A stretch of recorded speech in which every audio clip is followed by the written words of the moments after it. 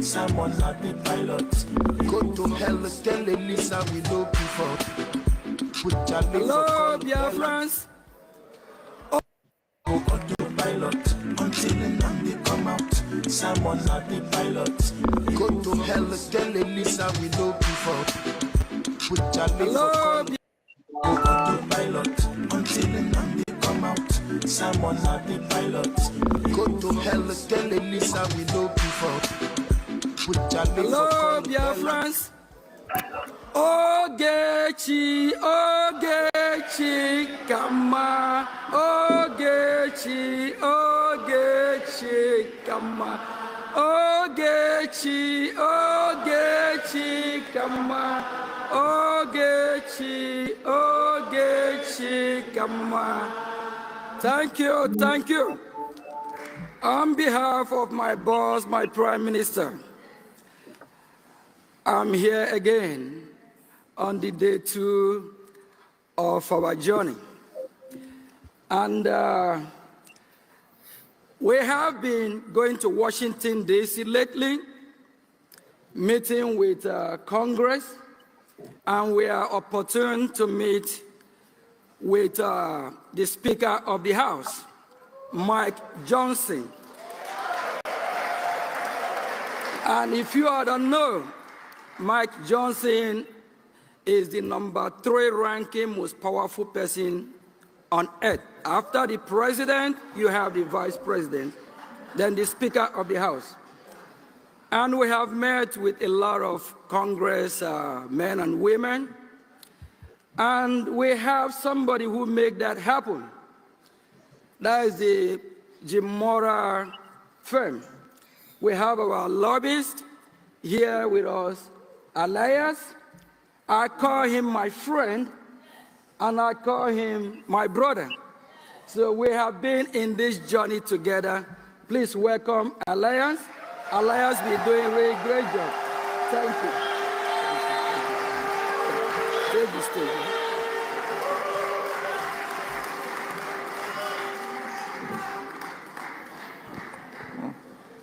Thank you. Thank you for that very generous introduction from the Minister of Finance. Please give him a round of applause for his tireless dedication to the government, and I appreciate his tremendous support. I also want to provide thanks to the Supreme Leader, Mazi Nnamdi Kanu, to the Prime Minister, His Excellency Simon Ekpa, to the Chief of Staff, Dr. Oro Boezi, and all of the honorable cabinet ministers we have here today.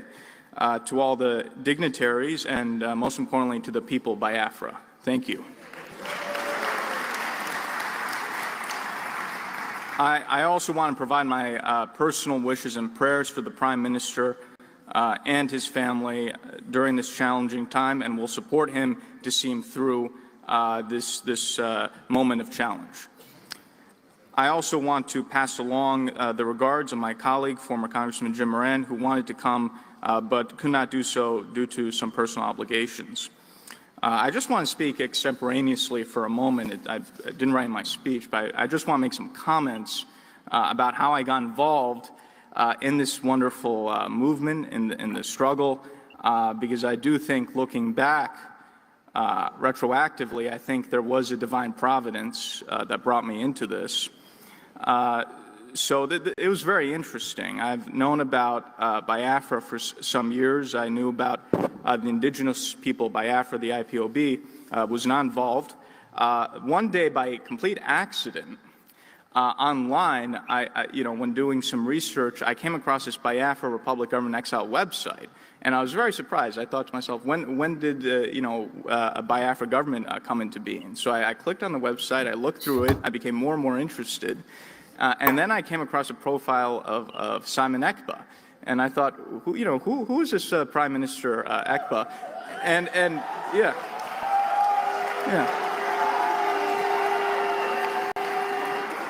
So I became more and more intrigued. I went to his Wikipedia, I read it, talking about all the work he's doing, how he's based in Finland, and I became more and more intrigued. I was like, this is such an interesting person. I have to find out what's going on here.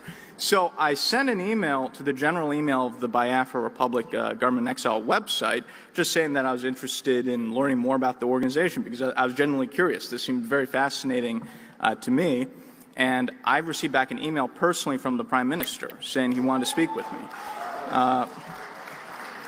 So we spoke for the first time, and I was immediately impressed. I saw how brilliant he was. I saw that he was a visionary leader. I saw that he knew he was doing, how tactical he was. But most important, I saw that he had the special, intangible qualities of a leader and a historic leader. And I immediately knew there's something very special here. And this is something I've experienced with. I've dealt with leaders, presidents, prime ministers all over the world of different countries.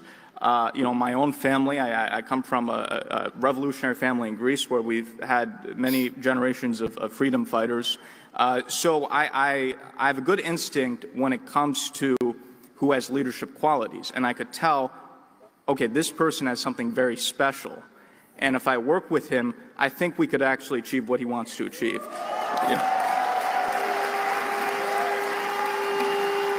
Yes.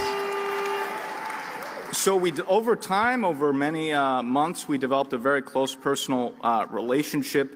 And also, he saw something in me, and he said, I really want you to get involved in this. I want you to be part of this cause. And so I began formally my lobbying representation in June this year. And I think in a few months, we've changed the course of history.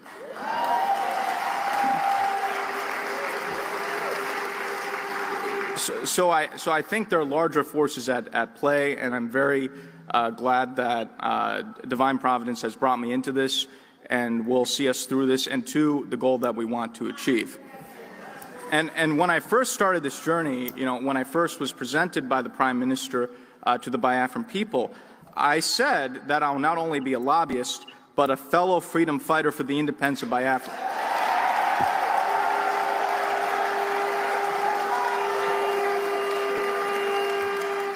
And today I greet you as victorious independence fighters, because that's what you are.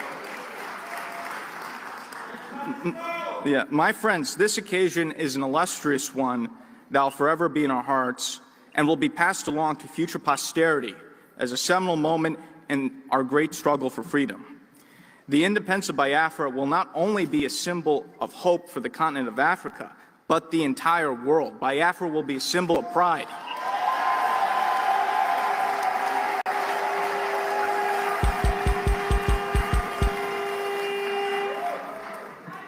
In the 1960s, President John F. Kennedy and the United States government played an important role in supporting the decolonization of Africa and supporting various African independence leaders and African nationalist movements.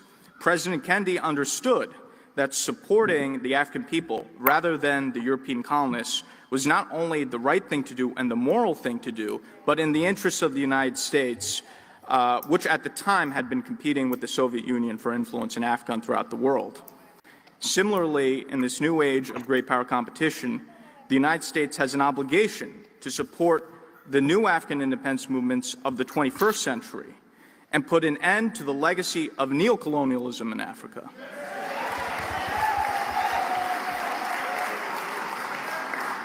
And Nigeria is one of the worst examples of neocolonialism, a failed British project.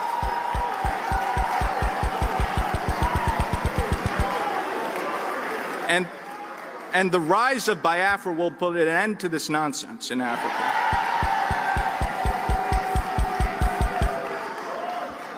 As the Biafran government lobbyist in Washington, D.C., I've taken the Biafran message, or we could even say the Biafran gospel, to the highest levels.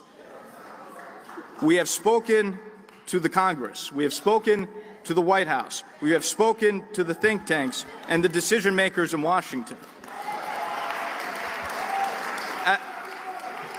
As the finance minister said, we have met with and presented the Biafra Charter to the Speaker of the House of Representatives, Mike Johnson, the third highest level official in the United States government. And we've met with many members of Congress. The results have been overwhelmingly positive.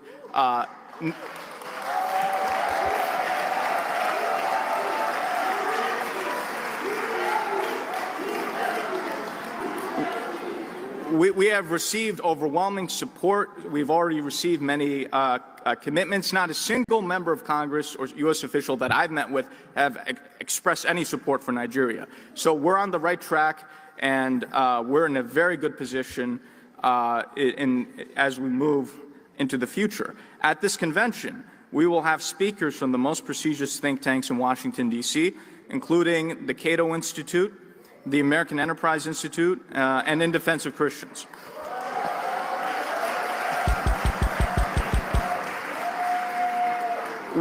We have seen the fruits of this engagement with powerful, longtime U.S. diplomats such as Ambassador Tibor Nagy and the American Enterprise Institute, Dr. Michael Rubin, who will be speaking at this convention.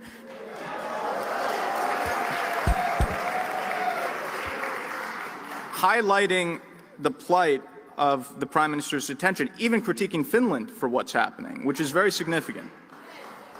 And in fact, there are articles in the news recently talking about the shock that people have about U.S. officials supporting the Prime Minister during the current detention. So this shows you the impact of what we're doing. In the next upcoming U.S. presidential administration, I believe there will be a number of independent African states or emerging African states which will be which will have their independence recognized.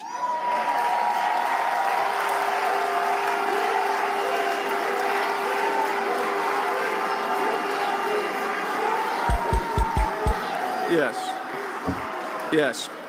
There are already many discussions. There's already talk about, for example, recognizing Somaliland as independent from Somalia in the coming Trump administration.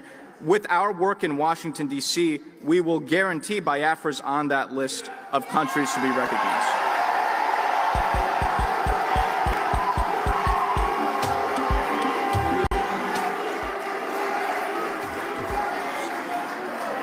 We will achieve U.S. recognition of Biafra. We're already very close. We're not far away. And once we have that recognition, it will be very easy to get UN recognition, other recognition, as I've said before, where the U.S. leads, others follow. So we will get there.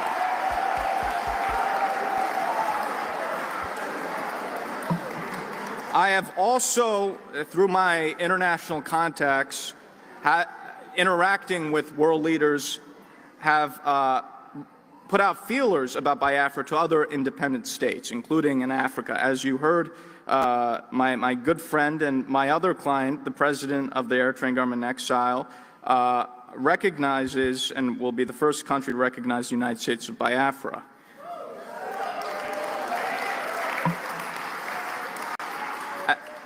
As President Badarai noted, while Eritrea gained independence from Ethiopia in 1991, the people of Eritrea have been under a brutal dictatorship since that time and have not had their freedom.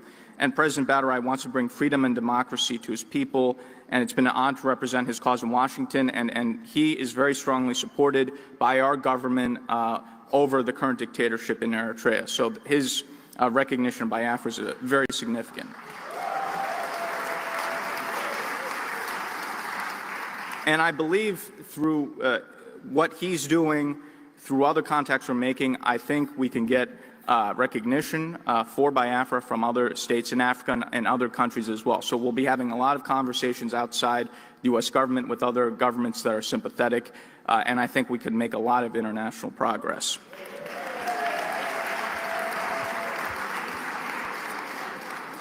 Biafra's struggle for independence is a sublime one, in which the lands of its indigenous people can finally take control of their own destiny. For too long, the people of Biafra have suffered under colonial bondage and now neo-colonial oppression, being forced to be under the Nigerian yoke. With the declaration of the restoration of the independent state of Biafra, that is all finished with.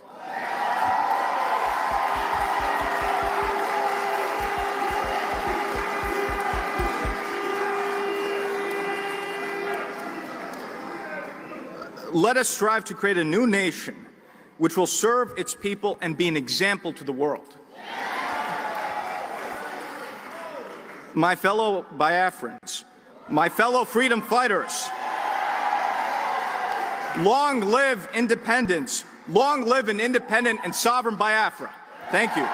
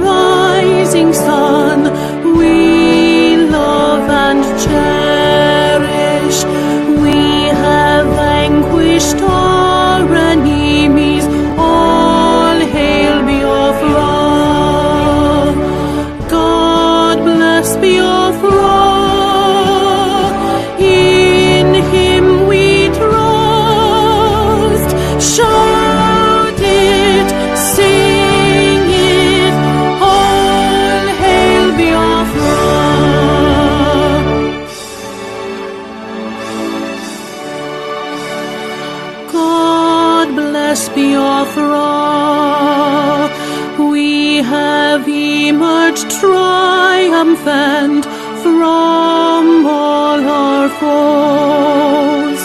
Through the crucible unscathed, we passed victorious. Our trumpets pealing, the glorious song, play it, sing it, all hail Biafra.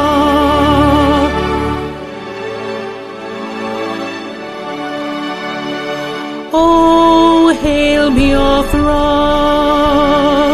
we shall always remember all that perished in the struggle for our freedom. All hail our heroes, our prayer shall be known both day and night. Say them always, all hail Biafra.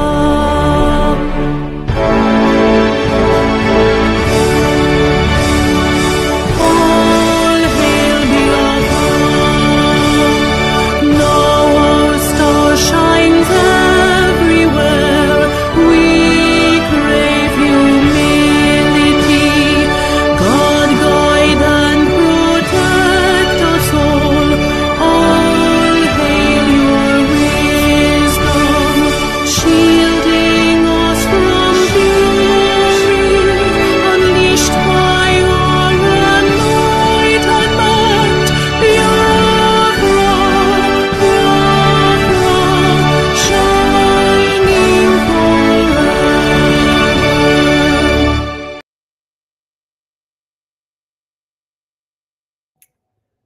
Super greetings to Biafran people. We are here again.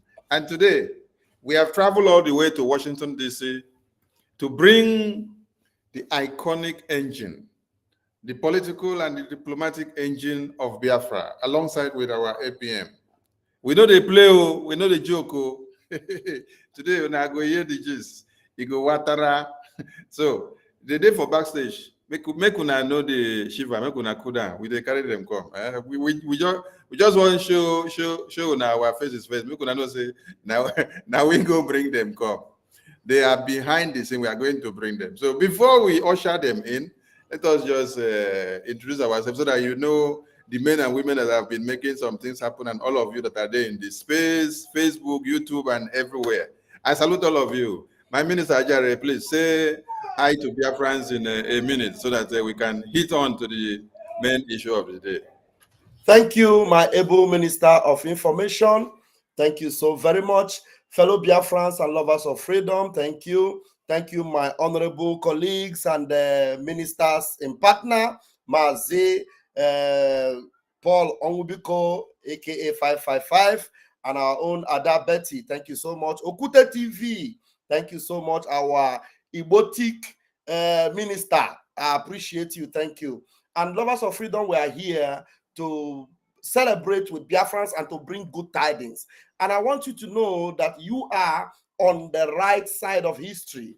Blessed art thou amongst men, for the fact that you are on the right side of history. And history will always remember you because you are standing for truth. And may the blessings of Biafra locate you today as you will keep your ears glued to this particular broadcast as we move.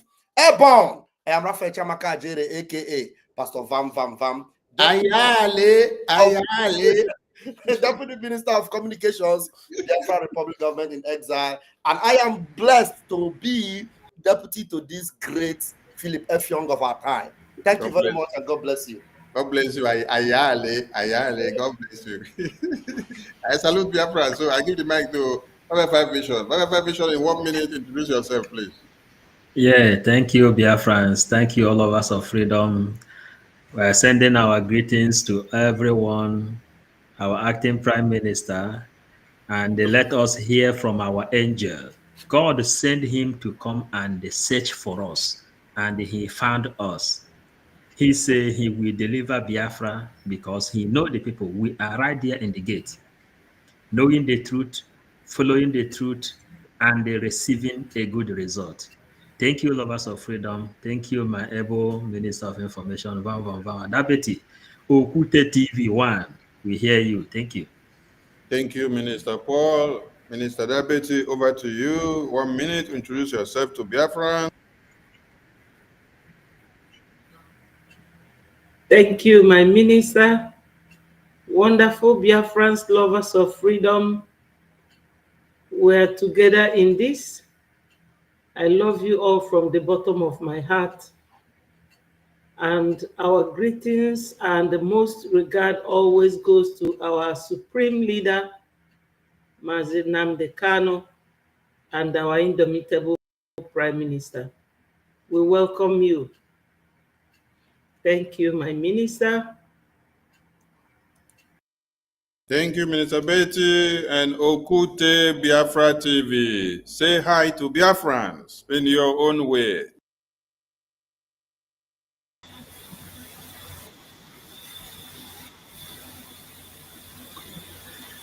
Great Biafran, good evening, everybody. Our information minister, Ezuoku Bundu One Lala Biafra. Double to wale to you. Mazi Ajale, Adagile Ezuoku. Double to wale to you. Mazi Paul Onwubiko 55 Vision. Biko La Fry Vision Ala Galilo. Ada Betty, double to wale. And the greetings of every Biafran. Everybody know Udo Drege. Nde wonu. Yagazie. Thank you. Thank you. Thank you. Biafran people, these are the men that have been making things happen. They are more than this, but these are just the few that are able to enter the studio. They are there scattered on Facebook, YouTube, Twitter, holding spaces, day in, day out, 247, spreading the good news of Biafra to all of you. We salute all of you, and I'm very, very happy to have a team like all of you working together for one unity of purpose, and that is Biafra. Yes, thank you so much for being here. And at this very point, we will go looking for the big fishes of the day.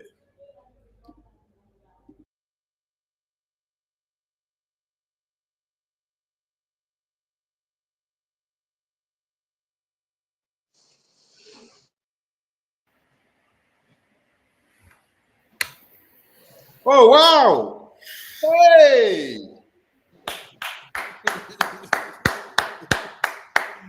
It's good to have Mr. Elias in the house and our honorable APM. I guess this is the first official interview that the Biafran people are going to be talking to Minister that we have termed him and Mazi and Obong and Didem Elias since after the convention. Biafrans were so overwhelmed of your presence in the convention, and they say, we love you so much. Then we have our honorable APM, the man that has been making things happen, the man that has been taking the bullet, the man that has actually become a turmoil to the enemies of Biafra. We salute you for all you do. So, without taking much time, and Biafran people have waited so long to have the audience of the two of you. Mr. Elias, welcome to the show. In your opening speech at the convention, you did say, grace and providence, divine providence, specifically is what you said, brought you to the circle of the Biafran sphere. How do you introduce yourself to Biafran people before we go on? Well, I just want to say, Mr. Minister, it's an honor to be here with you and our wonderful dear friend, the Brgie acting Prime Minister, Ogochukwu Nikere, who's a very dear friend. And he also always addresses me as a friend as well. So it's good to be amongst friends and to address the people of Biafra. part of the reason of coming on is to provide an update on developments, on our activities. Another part, personal motivation as well, is I've been off social media a little bit because there was unfortunately an attempted hacking of my Twitter account. I'm not sure if it was from Nigerian agents or Cameroonian agents or Eritrean agents. I've made a lot of enemies, but I want to communicate, since that issue is still, I'm still working with Twitter to resolve that issue. I want to make sure that Biafrans know that I'm here and continuing what I'm always doing, and I want to have the opportunity to address them directly. I think since the convention, what has happened since then, and me working with the acting prime minister to put the Biafra government back on a solid footing has, I think, even further verified my belief that there is a greater purpose or providential purpose for my being involved in the Biafra government and the Biafra movement. So it's just a tremendous honor to be here, and I look forward to our discussion to further elaborate upon our developments and activities. Thank you. Thank you, Honorable Minister and Obong and Mazi and Mr. Elias, Edidem Elias. All these titles are what the Biafran people have attributed to you. And we long to see you in the land of Biafra someday. Thank you so much for that introductory part of you. Yes, we go to our Honorable APM, the man with swag, the Ejima minister with swag, through the democratic process of the Biafran people, who has now taken upon himself the heavy responsibility of acting instead of the Prime Minister. Acting Prime Minister Okechukwu Nkere, welcome to the show. Are you winning the war of the terrorist Islamic jihadists in Biafra land against the massacre of the Biafran people? Or are you waiting for your Prime Minister to restore? Thank you, Honorable Minister of Information. Before I proceed, I must recognize our past leaders, Mazi Ojukwu and our leader, Philip Efiam. We appreciate all they have done. I will remember them. And we also remember our leader, Mazin Namdekan, that was kidnapped from Kenya for the same cause that I have embarked on as well. We appreciate. And we also remember our Prime Minister, Mazi Simon Ekpa, who is currently in the hand of the Finnish authority, going through some questions. So hopefully both leaders will be with us shortly. And greetings to fellow Brgie, Biafra Republic Government in Exile cabinet members, admins rep, and greetings to all fellow Biafrans, both the genuine ones and the ones that will still turn around and embrace our cause. And back to the question. The question is that, the answer is that this journey that we have embarked on, there is no going back. And we can't fold our hand waiting until our Prime Minister, Mazi Simon Ekpa, of which I'm representing, acting on his behalf. We can't wait until he's out before we liberate our land, just like the same way we didn't wait for our leader, Mazi Namdekan, to be released before we redeclare Biafra. So we are in a moving train, and we are winning. We are determined to get our land back. So the answer is that we are winning. Thank you. And I also want to say my good friend here, Elias, thank you for being with Biafran people today. Thank you. Thank you. Thank you. I'm honored to have the two gentlemen in the studio who have been doing tremendously well for the Biafran people. Prime Minister is in detention, and all Biafrans have been in a state of emergency, so to say. Honorable Acting Prime Minister, what is the state of our Prime Minister of the Biafran people as we speak now? Our Prime Minister, he's in high spirit and he knows everything that is going on. That's why he wants all Biafrans to unite, especially the ones that have gone astray, for them to do the right thing by coming back to the same course where he is before he was called. So, and just like I said earlier, we wish, hopefully, that he will join us in no distant time.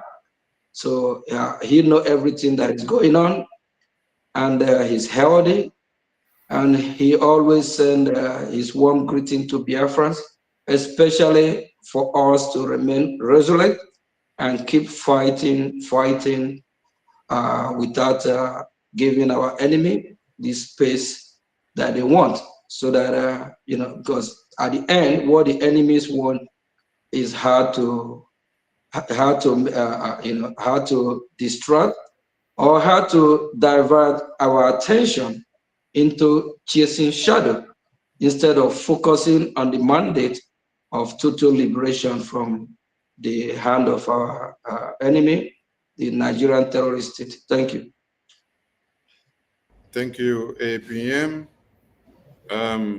It seems you know your onions and you seem to be catching up with all my questions. And I hope I will catch you where you will not be able to run away from all my questions as we continue.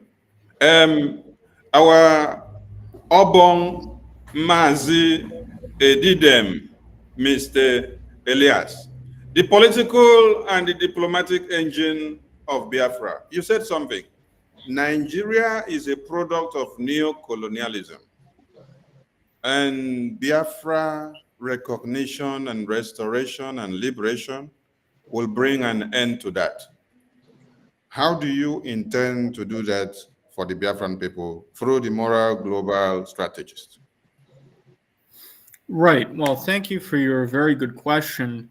What we're engaged in, there is the military component, right, which is being addressed by the forces on the ground. But in any successful establishment of a newly independent state, you also have to win the diplomatic war. And that's what we're engaged in here in Washington, D.C., educating U.S. policymakers about Biafra, about what's happening, and why the U.S. government should support our cause. We've produced a lot of awareness for our issue during the past 7 months, and we're now moving to additional stages of turning that awareness and that sympathy into tangible actions and programs to further support the Biafran cause. I think with the diplomatic support, coupled with success in the homeland, that will be the key recipe for achieving our newly independent, or rather establishing our newly independent Biafran state. So we've had the referendum, we've had the declaration, and the immensely successful convention in Finland. Now is the next step to go from a declaration to recognition, and that's going to take a lot of work. We've done a lot of work, but there's a lot more work to do. And you see already the echoes of support from officials in DC, but there's a lot more to be done. We have a new Congress, a new administration. We want to build upon the foundation that we've created politically during the past 7 months, and now really further that with the new administration. And we have an enormous opportunity. So I think we will continue to make significant progress, and I'm very excited about what we can achieve. So we are waging the diplomatic war, And the opportunity is just perfect now with the new Congress, the new administration, shifts in geopolitical events. You see the distancing between the U.S. and Europe. You see the U.S. interested in the U.S. government now under the current administration, interest in making deals with other governments. I think very likely sometime this year, the Trump administration, the U.S. government will recognize the government of Somaliland as the newest independent state in Africa, which will further give us momentum for what it is that we want to do, right? So I think the timing is perfect, and we are needed here in order to seize the opportunity, right? Because if we approach President Trump and the people around him with a deal on Biafra, I think something can happen. But what Biafrans have to understand is that it's not going to be the U.S. government, or it's not going to be President Trump that goes out of his way. And the President of the United States is not waking up in the morning thinking about Biafra as the first thing. But if we're the ones to bring the issue to the president and to the people around him, most importantly the State Department, the foreign policy team, we're in a position where I think we could work out a deal with the United States, in which case that could then be translated into a deal with the broader international community. So I think we're in a historic moment. I think everything is aligned if we seize the moment and if we have our act together. So that is my answer to your question. Thank you, Honorable Elias. Are you worried that your principal client is in detention? Well, it's very concerning. Simon's situation is very concerning. In fact, but even there, I think we have an opportunity. Vice President J.D. Vance talked about Europe and criticized Europe for their free speech record. And I think what we've seen in Finland with Simon, in Norway with Dr. Choyaba of the Amazonian leader, who I also represent, it shows that a lot of these European countries, unfortunately, have very poor record when it comes to free speech, human rights. They're willing to bend principles for rather odious foreign governments. Simon's situation is very concerning, not just from a professional point of view, but also on a personal point of view, because Simon and I became very good friends. So it's a concerning situation. We are addressing that situation. I think with our political influence, we can help Simon, but I can't really go into the specifics of what it is we're doing or planning to do on that front. Just Biafran should know that I am using my influence, and I do have plans to use our political influence here in Washington to help Simon, but I'm not going to broadcast in what way I plan to do that. Especially, I know the Nigerians and their agents and saboteurs and whomever, they monitor everything I do and say. So I'm not going to broadcast my game plan to the enemy. But Biafran should know that I'm involved in Simon's in helping Simon, and I will. I think, because ultimately, what Finland's doing is highly political. I think everyone can see that. With the president of Nigeria and Tinubu and his contacts with Finnish representatives, and it's clear what's happening. So I think with political pressure, we can help Simon get out of the predicament he's in. And I will work towards that end in whatever in the ways that we have decided, which I will not broadcast publicly.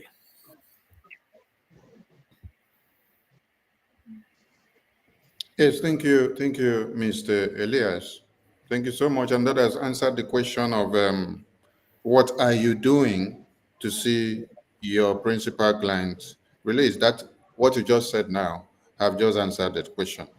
Let me rush over to my APM before I come back to you again. I wouldn't want to hit you bomber to bomber with questions. I will give you some and then you cool down. I'll go over to my APM and then I'll come back to you again. So, my honorable APM, welcome back again. My honorable APM, there has been some quagmires within the Biafran government, and you have taken too many bullets. And at this very point, I'm going to digress. But I crave your indulgence to be plausible to the Biafran people with your answers to questions that has been on the media, be it personal or be it to the interests of the Biafran government. The Biafran people wants to know so that your name will not continue to litter the media with blackmail and propaganda. And this will in turn comes back to our international lobbyist. Your name has been circulated on the media of collecting 15 million naira and then producing 3 uniforms. They have called you criminals, and it wasn't just your name. Sonny's name was also there. Ajare's name was also there. And they have used this to criminalize everyone seen working in tandem with the precepts of the Prime Minister and Brgie.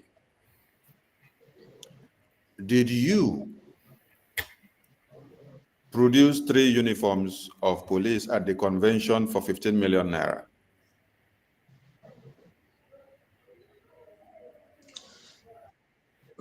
Thank you, Honorable, for information again. When you talk about blackmail and propaganda, so we all know what the enemy wants. So they're doing whatever they can to make sure that Biafra is not actualized. So if you think that will stop, that will not stop. Even our leader, Mazi Nnamdi Kanu, if you recall, there's a time he said Nigeria have over 20 billion that they want to spend to stop our freedom. So they are always going to sponsor their puppet to make sure that our freedom is stopped. So propaganda, blackmail is normal. That is their tools. That always going to happen. It happened in the time when our leader Mazi Nnamdi Kanu was here out with us. They call him names. They lie about him. The same people that are shouting our leader Mazi Nnamdi Kanu, that they love him, the same people that are shouting are the same people that are blackmailing him when he's with us, are the same people that work with the Nigerian terrorist state. So when you talk about propaganda, the same way applies to that. So they are always going to be blackmailing and propaganda. So when you come and talk about the 15 million for the uniform, I did not even know how the uniform that was used at our redeclaration in Finland, in Lahti, I don't know anything about that. I'm not part of that committee. I don't even know how the uniform get here. So I don't know how, whoever that is linking me to that is working with the zoo government, because all they want is how to bring me down, how to stop what we are doing, and how to stop our freedom. Thank you.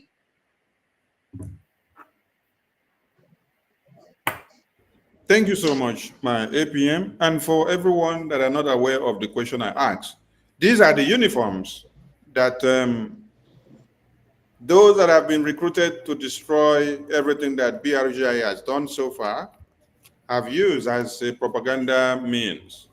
And you can see what they are writing there. And this is from, if you check the handler of this account, if you check the handler of this account, this is from Ogo 247. And they have been circulating all this nonsense in the media. And those that do not know what the truth is have believed this propaganda. And today, the APM has clarified this. Okay, let's go to the next question. APM, as the Minister of Finance of the BRGI, how many officials of Biafran government in exile are on salary payroll?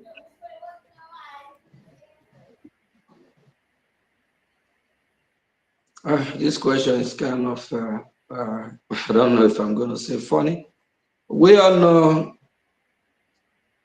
that we are fighting for freedom. As a freedom fighter, you don't supposed to be paid. So it's all voluntary. So everyone in the brigade, both rep admin, are all volunteers. Both those that are serving in the de facto in homeland, they are all volunteers. So no one is paid.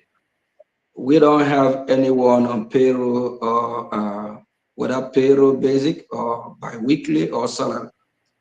So we are all volunteers. So no one is being paid. I don't know if I answer your question correctly. Thank you. Thank you, APM. I said my question could sound upside down, but it is to the interest of the Biafran people that you clarify them the way they come, because these are some of the propagandas and blackmails and slanders that have been sent out there against BRGIE. And today the APM has just made everyone to know that no official of the BRGIE as a freedom fighter is on payroll. No one receives salary. No one receives compensation for anything. But the agent provocateurs that found themselves in BRGIE made themselves a vessel of destruction to be able to work against the Biafran people. Honorable APM, how are you coping with the cumbersome responsibilities that has come to your shoulder since the detention of the Prime Minister? I know it's not easy, but one way or the other way, I have to work hard daily to make sure I do my best. And this torch will not quench at my wash. This torch will not quench at my wash.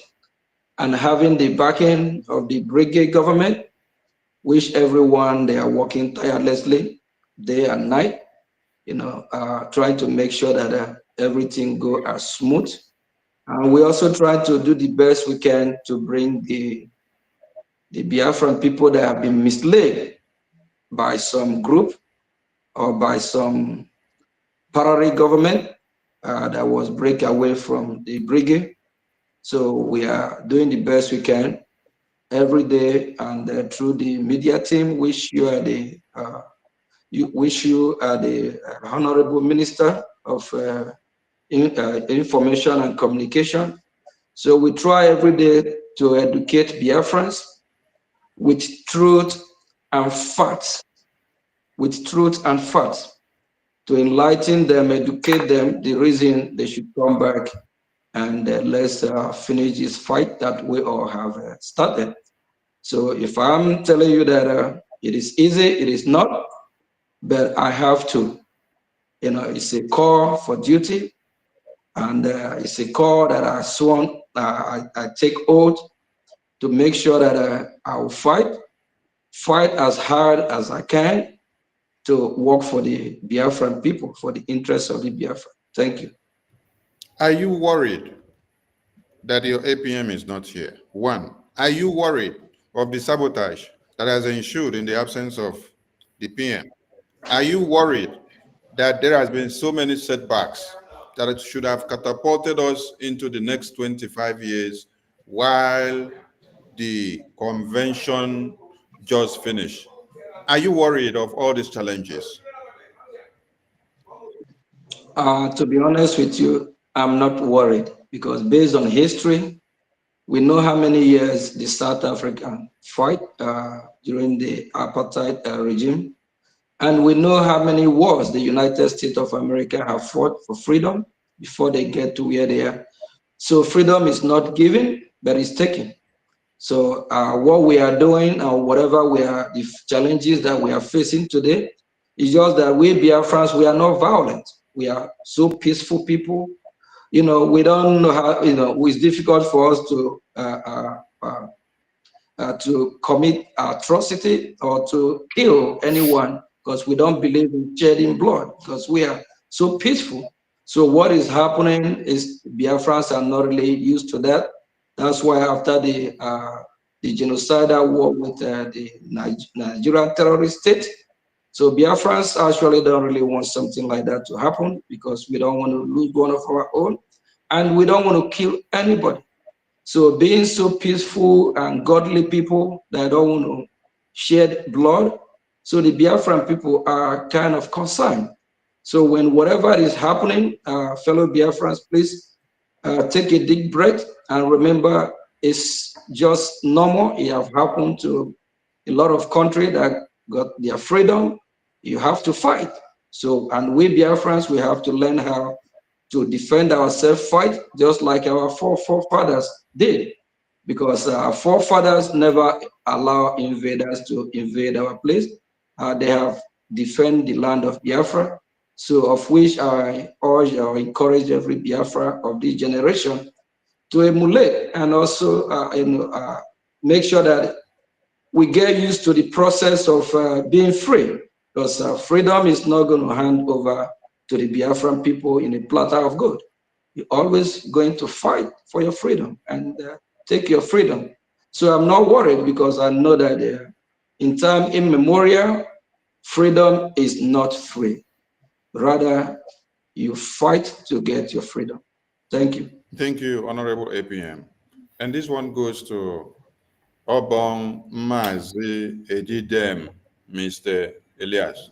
Mr. Elias, are you worried that the people you represent came out on the media? I mean, the breakaway groups and some foolish ones that do not know what freedom is all about. Are you worried that your name was used on the media and your face and written traitor and criminal, and they made all series of propagandas and blackmails against your person? Are you worried because of fighting for Biafra? Are you worried? No, I'm not worried at all. You know, we first of all, I think in many ways the Biafra government is on a very strong footing now. You know, I think part of the issue in terms of why things went sideways after Simon's detention, again, which was completely uncalled for by Finland, but was the lack of proper structures and governance structures in place. And we've made a considerable effort to engage in institution building since Simon's detention, such that we have a much more structured government. And we've done that, including the creation of the bylaws of the Biafra Public Government in Exile, which I encourage all Biafrans to read and engage in. And those bylaws are extraordinarily detailed. And these rules and procedures will ensure that there's stability in the government, that the government is well run, and that if there are ever situations where leaders within the government are indisposed, that there's a continuity of transition. So I can assure Biafrans that with the reforms that we have made, with the governance structures that we put in place, myself working with the government, working with our attorney, Mr. Dabiri, what happened after November will never happen again, because we've now have put proper structures in the government that should have been there, but they're now there thanks to everyone's hard work. regarding whether or not I'm upset, it's interesting. I feel like Biafrans are much more upset on my behalf than I am. I've always received so many messages from Biafrans expressing how upset they are in terms of certain insults I've received. My attitude is this. I'm not concerned by people who are non-entities, right? So, for example, if I'm walking down the street in New York and there's a homeless guy who's angry and shouting something at me, you just ignore it, right? You don't get upset about it. You just walk past the person. It's the same thing here. I'm not going to get upset over a person or persons who are complete non-entities saying things about me. So I'm not upset. Sometimes I find it amusing, but I can't. I'm not going to take seriously people who are random individuals or non-entities who try to attack me, people who are not relevant, right? To be upset about something, let's say if someone's attacking you, the person has to be of some relevance. I'm not going to get upset over people who are not relevant who are attacking me. So it'd be different. Like, for example, if President Tinubu came out and said something crazy about me, that would be different, right? I would have to address that. But someone who's a random person somewhere saying something nonsensical, it's something that's so low level, it's not even worth my response. So I'll just put it that way. So the short answer is no, it's not a concern. Thank you, Honorable Elias.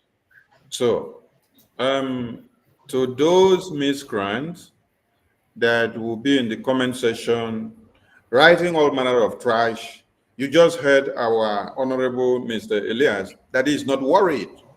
He's not worried of your idiosyncrasy. He's not worried about your low mentality of understanding how things goes. He is a legal representative and he is open to criticism. So he can face you head on. And he's not running away from anyone that comes because he expects them to come. Because if he is not delivering and doing something amusing, you wouldn't be anyway attacking him. So he's actually hitting the zoo on the balls. And that is why all of you are gathered to go about attacking him or demeaning his name, blackmailing and slandering him. Thank you, Honorable Elias. And that brings me to another question. We sat down on the media and then we saw a classified communication of you and the Prime Minister posted out in the media. How do you react to that? Well, again, if you have erratic individuals who, as I said, I'm not going to be concerned about people who are random non-entities. Again,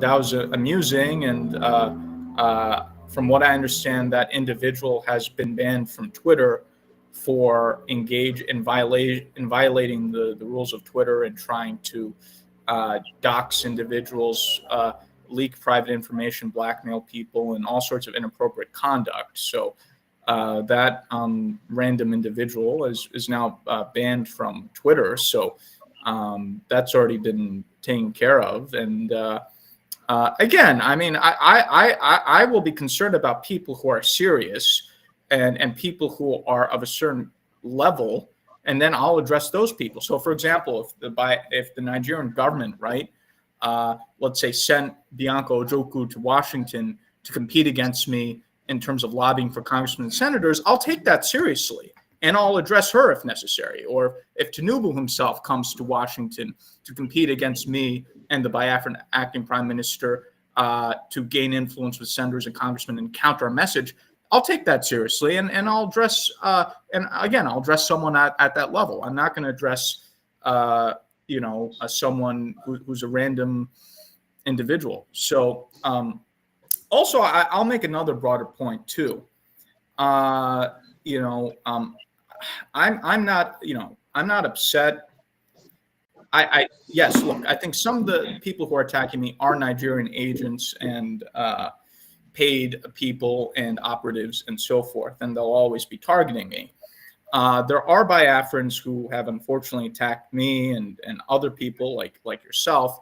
I don't necessarily think they're bad people. I think, unfortunately, and this is a much longer discussion, Biafrans on one hand are enormously talented, but on the other hand, sometimes can have very self-destructive tendencies, which include trying to attack the very people who are trying to help them. And I don't think it's coming out of malice. I just think there are people who have these very, unfortunately, I think some Biafrans just have very self-destructive tendencies.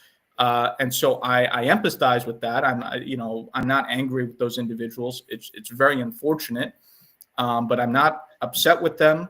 That being said, I'm not going to sit around and let myself be backstabbed by any particular individual. So, Biafrans should know that, I will always be with them. I'll always look out for their interests. I will never betray them. Some of them might try to betray me, but again, I'll always do what's necessary to protect myself. So, providing some of that context as well.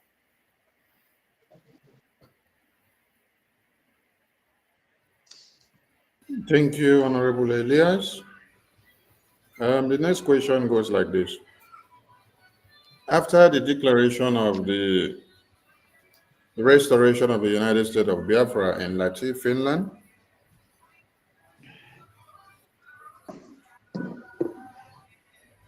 what are the next on the table that you have for the Biafran people? Is that addressed to the acting prime minister or myself, or we could both answer that question? Yeah, we can both answer, but it goes to you first. What do Biafra people expect from your global strategies agency? Yeah, so what we're doing is we're hitting the ground running with the new Congress. We've met with many members of the House of Representatives, of the U.S. Senate. We met with, and you've seen some of the posts. We've met with people like Senator Brian Schatz on the Foreign Relations Committee, people like Senator Haggerty, the new senator from Ohio, Bernie Moreno. Recently, we met with Congressman Greg Meeks of New York, who's the former chairman of the House Foreign Affairs Committee, currently the ranking member, and someone who is deeply knowledgeable about and passionate about Africa. So we're continuing to spread awareness, meet with the top people, but also we're asking for specific requests of things to be done, which again, I can't advertise too much. It's interesting. Sonny, even the U.S. officials know that Nigeria is dangerous, and they have agents and they try to sabotage. U.S. officials have told me, on different things that we've discussed doing, hey, don't advertise this until it's done. Otherwise, Nigeria will try to sabotage or do something. So again, we have to be very careful about the specific activities that we're doing, because we don't want Nigeria to sabotage what it is we're doing. But we are meeting with the top people in the House and the Senate on the relevant committees like Foreign Affairs, Foreign Relations, and there are certain specific items that we would like to pursue that we are undergoing. Moreover, we will also start to establish a relationship with the current administration, in particular the State Department, the National Security Council. I know some of the people in the new administration, very good relations with them. And again, with the current administration, there's a huge amount of turnover. There have been a lot of vacancies now in the State Department. A lot of positions have not yet been filled. For example, there isn't yet the new Assistant Secretary for African Affairs. So we need to give it a little bit of time for the new people to come in, but we are already working to establish links and contacts with the administration, with the new State Department, the new team, foreign policy team in the White House. And we will also build a momentum there. So that's also another part of expanding the step. And, we've already have cultivated great support in the think tank community. We've had Michael Rubin, who the American Enterprise Institute, very well respected, who's been amazingly supportive. Doug Bandow of the Cato Institute. And so, we're in a very good position. Something I do want to say, when I've introduced U.S. officials to the Biafran community or people in the Biafran community, or let's say brought them to the convention in Finland or what have you, I get responses and positive responses, and U.S. officials have told me, I've never met such an enthusiastic group of people. I've never, met such an exciting group of people, and it makes an impression. People have commented to me saying, "Wow, these Biafrans are boosting me on Twitter, or they're just so enthusiastic when I talk with them," and that makes them more inclined to be supportive, to be engaged. So I think as people in Washington also get to know Biafrans on a person-to-person level, that will also be helpful to our cause as well. So we're moving into next stages, and there's a lot of work to be done. So it's going to be incremental in terms of additional steps we'll take in Congress. The eventual goal being major legislation or action from the White House. So I'm very excited about what's coming. And the acting prime minister could also highlight this. And he could also talk about his engagements when meeting with senior U.S. officials and members of Congress. And the acting prime minister has been excellent in all of our meetings with members of Congress. So I turn it over to the acting prime minister. Yes, acting prime minister, the ball is in your court now. All right, thank you, Elias. What we are doing, I just want Biafrans to know that it's a process, and we all need to get used to the process. You cannot jump from point A to point Z. So from A to B, from B to C. And at the same time, while we are doing that, we Biafrans as well need to help ourselves. The land of Biafra is our land, it's our territory, it's our God-given land. So we'll make sure, do whatever we can to chase the enemy out of our territory completely. So while we are fighting the diplomatic war, then in the homeland, we'll be fighting our enemy there as well to make sure that we chase them out, because the land belongs to us and Biafra is already declared. So what is expected, especially I know that international community, they have key interest in what's happening in Biafra land, to see how the Biafran people are taking their land back. Please, fellow Biafrans, while we are waiting for more results from the White House, from our current President Trump administration, we also need to do our homework from the homeland by taking our land, because it's our land. So we need to intensify our effort.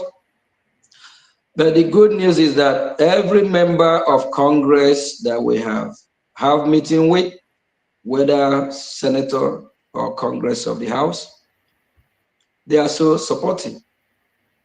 And when you talk about Biafra and what is going on, they open their ear wide open. They want to hear more. They want to learn more. Just recently, less than about a week ago, during one of our meetings, I highlight and I let one of the congressmen know, even as I'm speaking, we are still, sitting at home to make sure that send a strict message of our total freedom from the terrorist state of Nigeria, to send a message that the Biafra Republic government in the homeland, that is the de facto government, control the land, that we own our land. So what the congressman, he kind of shocked, say, wow, that is great. So they are following, and we have more meeting. So I believe we're not going to say everything on air here, but every meeting that we have had is positive, and we are blessed to have modern global strategists to represent us as our lobby. They know what they are doing. They are God sent, and they are well connected. So people like that, we respect their firm. We appreciate them coming at this time that we need such people. So thanks, Mr. Elias, for all you're doing on behalf of Biafran people. And we're still going to keep fighting the diplomatic war in Washington, but we'll be having positive response. So thank you. And in days and weeks to come, we still have meetings. It's just a process. Please beg every Biafran just to relax and let the process play out. So we'll be engaging with Congress. And so I'm not going to come here and lay out all the process of what we're going to do the next step, but I'll just assure you that everything is going perfectly the way it should. So thank you. Thank you, APM. APM, how is the Biafra liberation in the homeland faring under your watch? Nothing have changed. They are doing what they're supposed to do and what they have been doing. And they have their general commander now, defense minister, which is Butuza. So it's not under my command. So he's the one giving the orders from homeland. So just like as Elias said earlier, a lot have changed in the government. The government is more structured so that we can have the division of labor and shift more power back home and make sure that the homeland de facto government is more structured as well. Because at the end of everything, the Biafra Republic government in exile, when the due time comes, we transit all the power, and when we will now have the homeland de facto government to completely be doing what they're supposed to be doing. By then, the Brgie, that is the Biafra Republic government in exile, when their work is totally be completed, they will now totally hand over everything and transfer of power to the homeland. So the defense in homeland, they are doing very good under the commander, the chief of the defense, which is Igwe Butuza. So nothing has changed. They are still doing what they've been doing, and they are winning the fight against our enemy. I think that's the best I can answer you on the defense from homeland. Thank you. Thank you, APM. It seems your critics have increased just in a couple of 2 months than what your principal, the Prime Minister, had. Is there anything you're doing differently which your Prime Minister had not done? Is there anything you're doing differently which your Supreme Leader had not done? Is there anything you're doing differently which your eternal leader and the heroes of the past of Biafra had not done? What have you done differently? The fact of the matter is that nothing is different, because we all have the same mindset, and we all know what we need. That's our freedom to free ourselves from our enemy and that have been the focus. So nothing have changed.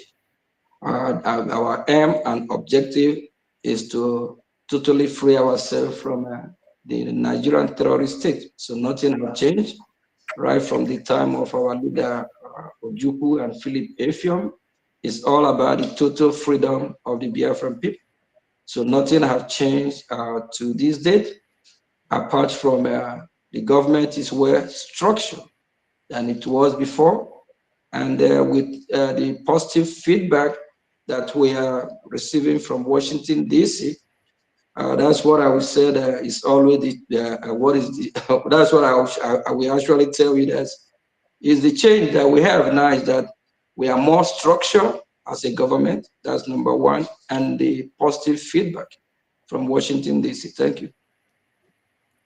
Thank you, APM. This question will come to you, and then you can also push it to Mr. Elias, the lobbyist, representative of the Biafran government. As a lobbyist or legal representation of the Biafran government in exile, what does its specifications covers to be RGIE? The Biafran people Sorry, want. could you clarify your question? You said, what about the Brgie? Your specifications of lines of duty as a lobbyist or legal representative to BRGI. What areas or what and what? Because some Biafrans only know lobbyists. They don't know what a lobbyist has to do for its client. They don't know what a lobbyist has to do for the Biafran people. So what and what will you explain that Biafran people need to understand as a lobbyist of the Biafran government, what the responsibility of the lobbyists is and what they should sit back to expect from the lobbyists? Right. Well, in terms of, so let me talk about what you could say are my traditional lobbying activities, and also what I do more broadly. So traditionally, a lobbyist, similar to how a lawyer helps a client navigate the legal process, a lobbyist helps a client navigate the political process. As a lobbyist, using personal relations that I have with officials in DC, I'm able to directly communicate the issues of Biafra, of the Biafra government, directly to those senior U.S. officials, whether they're members of Congress, members of the U.S. Senate, the State Department, other agencies within our government. And because people like myself and my colleagues that are at my firm are well-known, well-established faces, we have a certain amount of access that we can use to benefit the clients and causes we represent. So that's just a broadly, the traditional scope of a lobbyist. But I do a lot more beyond that because of my close relationship with the Biafra government, my close relationship with Prime Minister in detention Simon Ekpa, and now the acting Prime Minister Ogochukwu Nekere. I do a lot also behind the scenes in terms of advice, counsel, bringing in other stakeholders that can help the government. For example, I had helped arrange for the Biafra government to hire one of the top international attorneys, Armand Dabiri, who's done an excellent job and has worked with us to implement many changes and reforms that have been very positive for the government. So in terms of what I do as well, I also am a behind-the-scenes advisor, counselor. I do a lot of advisory work and strategic. I give a lot of provide a lot of strategic work to the government as well. So I do traditional lobbying, but I do also a lot of other things because, again, we're not dealing with the regular situation. We're dealing with war of liberation, the establishment of a new country. It requires a lot of things beyond just simply meetings with U.S. officials. Biafra needs relationships. It needs expertise, which I'm in a position to provide. So I do traditional lobbying, but I do a lot of things beyond that as well. Thank you for that clarification. At least the Biafran people have now gotten the scope of what a lobbyist representing the Biafran government are all working and doing for them.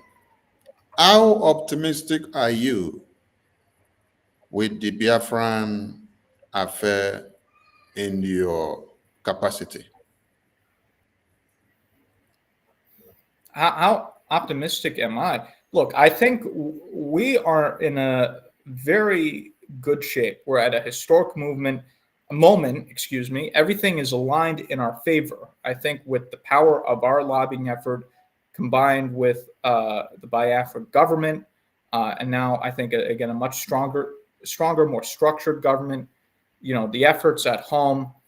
I think we are extraordinarily prepared for success. I think achieving Biafra as an independent state is something that's very much a reality. This is not a pipe dream. This is not something that's a fairy tale. This is something very real and very achievable given the confluence of circumstances, both geopolitically in DC, or politically in DC, and then geopolitically around the world, and then our efforts. And I think we've been very effective in amplifying the voice of Biafra in DC and educating the key stakeholders, the congressmen, the senators, and others regarding Biafra. You know, the only thing, so we will achieve Biafra. I'm confident of that if we continue on our current path. The only thing is we need to make sure that, you know, Biafrans limit this tendency towards self destruction or limit the sabotage. I mean, ever since I've become involved since June of last year, I mean, there have been multiple attempts to sabotage what I'm doing and backstab, and thankfully I've survived those attempts on me. But you know, Biafra can be achieved. It's just the Biafrans have to make sure they don't destroy themselves. It's a very simple thing. As long as the Biafrans, are disciplined and then don't do things in the future to destroy themselves and sabotage themselves and engage in self-destructive activities and behaviors, we will achieve what we want. But, you know, if the Biafrans insist on sabotaging themselves, then it'll be very difficult. So I think it's also up to the Biafrans. We're here to help. We'll get the United States government to help, but the Biafrans need to also, make sure that they're disciplined so we can cross that finish line. And we have a great leader and a great team, people like you, and of course the acting prime minister and Simon. So we have the right people, and I think we can achieve what it is we want to achieve. Thank you so much, Mr. Elias. There is series of events you've made mention of your promises to the Prime Minister, and that will push me to play a video reminding the Biafran people of your commitment and your promises to the Prime Minister, and then there will be a follow-up question. So I'm bringing the video now. Well, thank you, Your Excellency. My name is Jim Moran. I served in the United States Congress for approximately a quarter of a century. After I left the Congress, I began to represent some corporations and countries and causes that I believe in. It has been an honor to work with you, Your Excellency. Elias Gerasulis is my partner. This is primarily Elias's account, but I'm going to be working with him. While I was in the Congress, I was on the committee that funds Defense and State Department foreign operations, as well as the Foreign Relations Committee. I have an interest in Africa. I was a principal co-sponsor of the African Growth and Opportunity Act. But most importantly, I do believe that Biafran Independence is a just and noble cause. And I trust that you have a bright future ahead. We will try to secure your independence. We can't promise because the politics is not a particularly predictable situation in the United States today, and justice is not always served, but we will work towards that objective. I appreciate the opportunity to work on behalf of the Biafran people, and at this point, let me turn it over to Elias. Elias? Oh, thank you, Jim. And it's an honor to be working with you on this. And we appreciate your lending, your support, someone of your prestige and stature. That association would be so critical. So thank you, Jim. I appreciate it. And thank you, Mr. Prime Minister, Your Excellencies, and dear Biafrans in the United States and around the world. My name is Elias Yarsulis, and I am a good friend and colleague of Congressman Moran, and we are your new lobbyists here in Washington, D.C. However, you should know that we are more than just your lobbyists. We are fellow freedom fighters in the struggle for the liberation of Biafra. And similar to how your compatriots in the Biafran Defense Forces are securing your freedom on the homeland, we will be fighting for your freedom in the political and diplomatic battlefield here in Washington, D.C.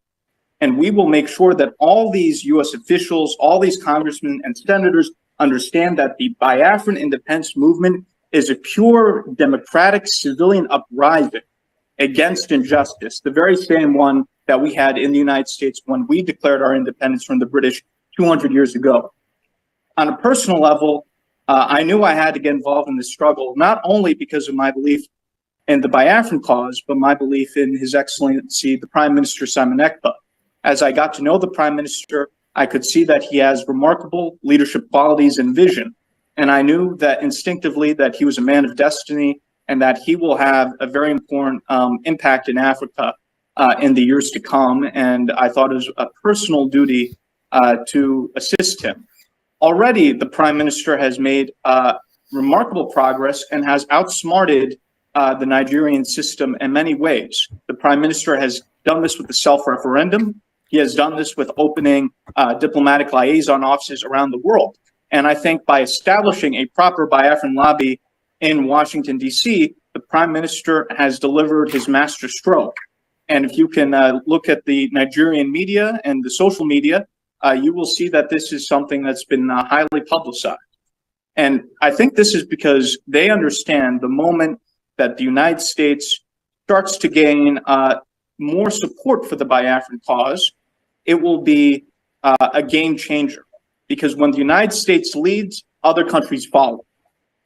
Congressman Moran and myself are your voice to the U.S. Congress, your voice to the White House, your voice to the State Department, your voice to the highest offices in this great land. And we will not stop until victory is achieved. Long live a free, independent, and sovereign Biafra. Thank you, Mr. Prime Minister. Thank you very much. Thank you very much for that brilliant speech there. Mr. Elias, it is not only in this official presentation of you and Jim Moran to the Biafran people by the Prime Minister, but on your Twitter post, you have given promises, made commitment statements. Before we went to the convention, there was a town hall meeting of USA, which you appeared, and your words have been consistent. Still, the commitment, your promises to the Biafran people, the Prime Minister, and at the convention, the repetition of it showcased. And after the convention, you have still done same. And when the enemies of Biafra that are hidden within the cabinet of the Prime Minister's government showed their real selves with the mandate that was given to them by the zoo terrorist government of one Nigeria. You played calm. At the end of the day, you did not flaunt any of the vows that you made here. What has kept you so consistent? Because the Biafran people are worried. is Elias, the Elias that we just know, because there is something special about Elias. Because ordinarily, many people would have run away with all the abuses and everything that they have done. But there is something peculiar about Mr. Elias. He told the Biafran people here in the presence of Prime Minister, they will be the voice to the Biafran people. They will be the eye to the Biafran people in the Congress, in the White House, in the Congress of America, wherever they are in America, they will make sure they stand and defend the Biafran people. I want you to explain something that we don't know, something that is keeping you connected. That secrecy that Biafrans are so curious because you have become so committed and so peculiar on your words. Over to you, Mr. Elias. Yeah, sorry. Hello, can you hear me? Yes, we can hear you. We can hear you. Yeah, I think I've been having a connection issue. And so, okay, yeah, previously there was I couldn't hear most of your question. There was a connection issue. Could you just quickly re-summarize your question? I heard you made some statements saying that, so I apologize for the inconvenience. Can you just quickly re-summarize your question? Because I had a connection issue. I could barely hear what you were saying. Yes. I thank you for coming in back. And network, please allow Mr. Elias to be able to capture everything. I played a video of you here, and there are many other videos where you have given so much commitment to the Biafran cause. And in all this, you have not deviated in what you said. Before the convention, this was far back before the convention. Now, there was a town hall meeting before the convention, which we left in November. You still gave the same commitment. Inside the convention, you gave the commitment again. And after the convention, you gave the commitment again. And since then, you have not disappointed the Prime Minister, neither the Biafran government in exile. What is keeping you going? Or what is that secrecy which you hold so dear that you remain so consistent that you don't go back on your words, unlike others that have come to play pranks with the Biafran people and then run away? Yes.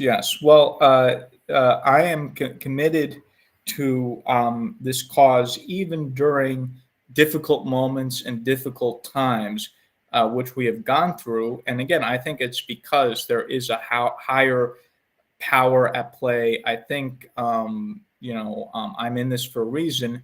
And as such, I feel a very strong obligation to continue to support.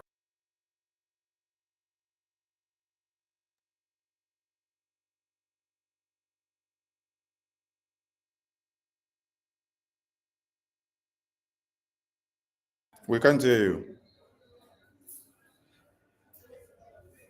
Hold on, let me refresh from here. Then you also refresh your browser.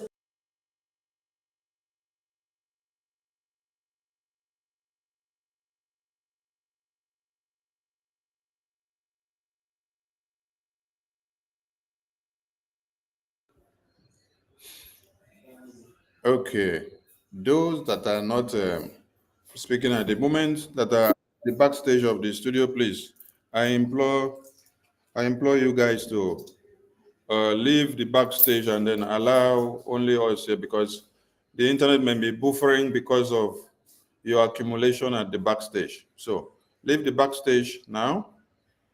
Leave the backstage so that the studio will be very free. Leave the backstage, please. Leave the backstage, then we'll come back again just to keep. Okay, Mr. Elias, you can go ahead. Yes. So as I was saying, because I think there's a higher calling here, I just feel obligated to stick with it through the good times, but also the bad times. And we've gone through some very hectic experiences the past few months, and I feel that there's an obligation for me to stick with this and help Biafrans, because if not me, then who, right? So I feel that I have a special obligation to be involved in this and to see this through to the very end until Biafra is achieved. And I know this. I am needed in this, not just in terms of the lobbying, but just more broadly that the Biafrans need me to help in their cause in all aspects, because Biafrans face so many formidable enemies, from the Nigerian government to Britain, and then even amongst internally the saboteurs, as we talked about, the self-destructive tendencies and all this. So I feel a very special obligation to be involved in this, because I know just how much my help is needed. So I will continue to stick through this, and also and again, it's unfortunate. I think some of the Biafrans who are of eminent professional and educational background, whose expertise could be enormously invaluable to the Biafran cause. It's many of those individuals who've traditionally not wanted to be involved. Although I think I hope with our progress and our activities that will change. So I know that my experience and my expertise is needed in this cause, and so I will stick through this to the end until we achieve what it is we want to achieve. Thank you, Mr. Elias. One more question. On the 20th of June, 2024, your firm with the Prime Minister came into a contract term for the Biafran government. This document is in a public domain, and all Biafrans can access it. And is the Prime Minister that is the principal client representing the Biafran government. As it stands now, there has been misinformation and speculations out there in the media in recent days that Prime Minister, because they are using the name of the Prime Minister. Yes, they write memo, put the name of the Prime Minister. They do one thing, they put the name of the Prime Minister. They come out and then they pronounce one thing and then they say, Prime Minister is aware of it. Prime Minister is aware of it. According to the document that is there in the public domain and in the U.S. Department of Justice, the contract that was entered with Moran Global, which is your firm, and the Prime Minister happens to be the only one that has access to endorse anything or to do or undo. What will you say to the misinformation that is going out there? I want you to correct something, because there has been a lot of misinformation going out there that Prime Minister have ended the contract that he established with the Biafran government with your firm. So if you want me to play the video of the misinformation, I can play it. No, that's not necessary. We don't even have to address it. Undignify. Yeah, we don't even have to dignify something so ridiculous. So don't play any video. I mean, it's just absurd. Again, I have a contract, or our firm has a contract that's registered with the Department of Justice, where the Prime Minister Simon Ekpa is the signatory. No one can alter that contract other than Simon or us. Regardless of what anyone proclaims or says. And just as a broader note, someone who's not a part of an organization, or someone who has a different organization can't, tamper with contracts or fire people. Like, to give you an example, right? Just common sense, and for the Biafras, and this is all just common sense, right? Let's say if I go to a restaurant and I proclaim, out of the blue, that I'm the owner of the restaurant when I'm not, and I start firing waiters and waitresses in the restaurant, you think that's going to fly? It will definitely not fly. You know, I'll either end up in a jail room or a courtroom, or it will not end up well. Let me put it that way. Especially in a country like the United States, you can't just proclaim you're something and then go into someone else's business or organization and make statements. Legally, it's nonsensical, and in fact, it's illegal. Like if I were to, let's say, proclaim myself that I'm the president of Goldman Sachs, and then go into Goldman Sachs headquarters and start, yelling at people that I'm firing them, immediately there'll be charges against me. I mean, you can't fraudulently impersonate something that you're not, and then try to interfere in someone else's organization with contracts and agreements and so forth. So that's completely illegal and invalid. So look, I don't care. I mean, this is ridiculous, right?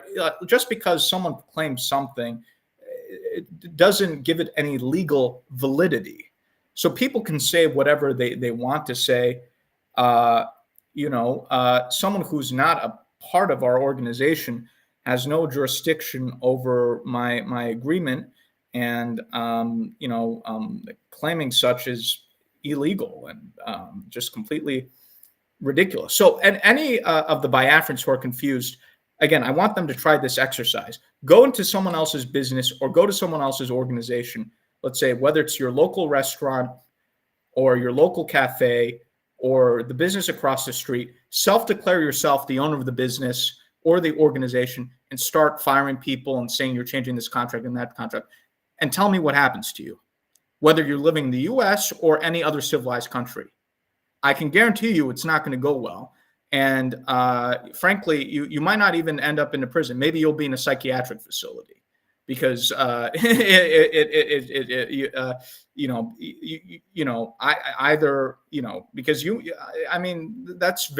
it's not only illegal, it's frankly highly deranged. So that's what I would say. Any Biafran who is entertaining these ridiculous ideas, they should try this in their own lives. Proclaim yourself. Again, I don't care. Look, someone could call themselves, I'm the queen of Biafra, I'm the king of Biafra. I mean, okay, good for you. So again, any of these Biafrans, try this kind of behavior in your personal life. Go into someone else's business or organization and start saying that contracts are nullified and you're firing people. Let's see what happens. I can guarantee you it will not go well, but maybe the psychiatric facilities need more people. I don't know. So anyways. Thank you, Elias. The way you address this matter makes me laugh. And there is one thing I wanted to also talk to Biafrans about. A lot of Biafrans have been misinformed about BRGIA, that is Biafran Republic Government in Exile, being a legal entity that gives birth to the restoration of the independent United States of Biafra, confusing it with the United States of Biafra.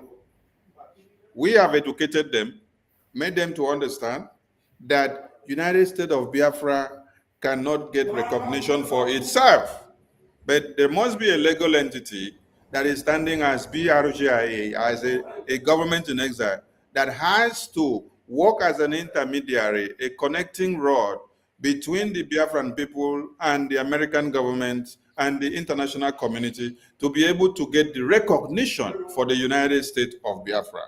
Many of them have been misinformed that after the declaration of the restoration of the United States of Biafra, that BRGIE should not exist again. We have educated them to understand the differences between BRGIE and the proposed United States of Biafra. Please, in your own way, as our legal representative, please, I want you to also explain to them, let them understand. Yeah, I think part of the issue was going into the Finland Convention. And I actually remember I had a conversation with Simon about this where I encouraged him to do some videos to explain to Biafrans the difference between a recognition and declaration or redeclaration But having a declaration is just one step in the process of recognition or establishing an independent state. It's not a goal in and of itself. And I think part of the problem, and this is not a criticism, I think is a lot of Biafrans who got caught up in the emotions, right, of the convention and going to Finland and so forth, didn't really necessarily understand that distinction. A declaration for the sake of the declaration without additional steps does not establish an independent country. Like, for example, there have been previous pronouncements and declarations in the past. For example, 20 years ago, Ralph Urzuike Massa made proclamations and declarations that Biafra was declared. Didn't really mean anything, right? To be frank. What matters is, number one, again, control of your territory, which Biafrans are working on. Number two, engaging in the proper political instruments to legitimize recognition, like the referendum, the self-referendum in which 50 million people voted. That's critical. So a declaration is really just a technical procedure that is part of a much broader process of establishing sovereignty and then the recognition of that sovereignty. But I think the problem is some Biafrans just got so emotionally hooked into December 2nd and just the fanfare of that, they didn't really go into understanding the whole process of what it takes to establish a newly independent state. It's a tremendous amount of work with multiple processes. It's not simply a matter of going to Finland and then celebrating. So again, I don't think this is anyone's fault in particular. I think what could have been done is, I think there could have been more educational videos explaining to Biafrans, what the process is, what's the difference between declaration, recognition, what are all the different steps that we are taking to establish a sovereign and independent Biafran state. The declaration was an important step, but it's just one of many steps that we still need to take. And I think perhaps some Biafrans, either maybe did not do their own research into this, or I think we could have done more to educate Biafrans as to how international diplomacy works. And also, I think there's an emotional element too, where sometimes people just get caught up in the emotions of the moment without looking at, okay, what's the technical process that we need to go through in order to achieve what it is we want to achieve. So December 2nd was a great step, but it's not simply, okay, December 2nd, and then that's it. There are many more steps now we have to engage in. So I hope that clarifies things for Biafrans, and I hope this alleviates that confusion. I think some Biafrans might have been confused and thought, the declaration was the end all be all. No, it's one part of a multi-tiered process. So I hope that can that clarifies any confusion. Yeah, thank you. That is elaborate enough. Honorable APM, I'm coming to you now. And please, I want you to clarify these questions for Biafra so that you put the enemies of Biafra to shame. There has been this propaganda and blackmail and slander making the rounds that the Prime Minister, when he was here, called you up on several occasions to come and give accountability to the Biafran government, and then you ran away in the meeting. What can you answer to the Biafran people so that they will be of the know and know what should fly and what should not fly and where they should not be onto? Just like Elias said earlier, there's some low-level activities by these so low-level people. I don't have to be out to debunk every of their nonsense. So whoever that is propagating that already know that they are lying, misleading Biafran people. So that have never happened. And if the way I have been handling the affair of Biafran people, if I have not been handling it correctly, I believe I know who our Prime Minister Mazi Simon Ekpa is. Probably more than over 90% of Biafrans. He should have sounded alarm to the Biafran people. And we all have seen how he have dealt with a lot, that he have expelled some from what we are doing, asked some to resign, or suspend some. So me and our Prime Minister, we are like dog and cat, 5 and 6. So we haven't, for once, have a problem. So we work together as a great team. So please, fellow Biafrans, disregard the lies and propagandas. And please don't expect that all these low-level people will be out every minute, every day to debunk their lies. I set my eyes on the prize. That is the diplomatic war. I call it diplomatic war. Because when we're out here in Washington, D.C., we take our case to them. We preach to them the reason why they should support us. And we educate them of what they don't know. We believe they know a lot, but not really. So we educate them of what they don't know about what is going on in Biafra land. And remember, don't expect Washington, D.C. or U.S. to come to help you without you stretching your hand, asking for the help. That is what we are doing in Washington. They've been expecting us to do the right thing by coming to them with our complaint, what we need, and how they should help. So all the lies and propaganda, please disregard. I focus my eyes on the prize, how we can get help from Washington, D.C., of which the response is overwhelming. If I have problem with our Prime Minister or with the Biafran people, or how I'm handling the fund of Biafra, I don't believe I would still be here talking.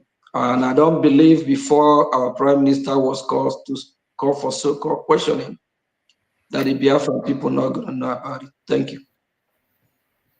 Thank you, APM. APM, how do you explain the fact that the people that have been with a Prime Minister never dragged him out for accountability of his work when he was here?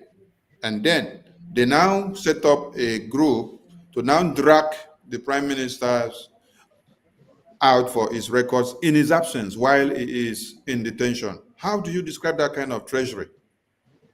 All right. The fight that we are fighting, we have a lot of enemy within. His absence have created that vacuum. And it's been over 2 years that we have some groups that have been fighting hard to bring down somebody like me, everywhere meaningful Biafra, who is genuinely fighting for the liberation of Biafra. So the vacuum is absent. These saboteurs, they use the opportunity trying to change everything, discredit everything, trying to change the government, change every structure. At the end of the day, if this group of people have succeeded, they will now fully hand us over to the terrorist country, Nigeria. So that's the game plan. So these groups, they have been waiting. They have been laid low, waiting for a day like this, when probably what happened, so that they can now strike. That is exactly what happened. Even till now, some of them don't still believe that the brigade will still be standing and be fighting for the freedom of Biafra. They thought by now the game would have been over. They underrate the brigade. They underestimate somebody like me as well, standing in the gap, acting as the acting prime minister. And remember, months ago, our prime minister as well said that the enemies, both the enemies within and the zoo terrorist country, they're trying to take him out so that they can get to the Biafran people. So, and when that happened, they thought they would succeed. So it surprised them that the brigade able to come together, and through the conflict resolution, which is shared by Honorable Mahmoud, and now appoint and elected a new acting prime minister. Thank you. Thank you, my APM. There has been a revelation of over 50 million naira, which these people have misled some Biafrans, and they now send the money to a Bubagu terrorist, a group that is fighting against the liberation of the Biafran people. And there has also been over 80 million naira, which they use for propaganda matching. These are all Biafran donations that these breakaway groups deceive some Biafrans to make. At this very point, they have still been the same people coming out to come and make the confessions and to affirm to the atrocities of what they did. What is your advice to the Biafran people who have been misinformed and misled? At the end of the day, their securities have been breached because of falling into the hands of these people. Fellow Biafrans, our freedom is in our hand. Our sister country, the Ambazonia, I quote from Dr. Shu Ayoba, where he said, freedom is not given, it's taken. Our freedom is in our hand. Our actions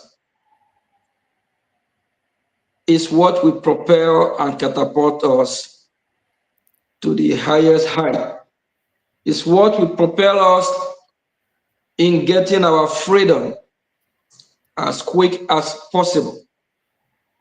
The decisions you make will help in restoring Biafra. If you make a bad decision that will set us back, that don't mean that Biafra is not totally going to be restored. It might delay. So please put your money in where it works for you. Don't use what you have to destroy yourself.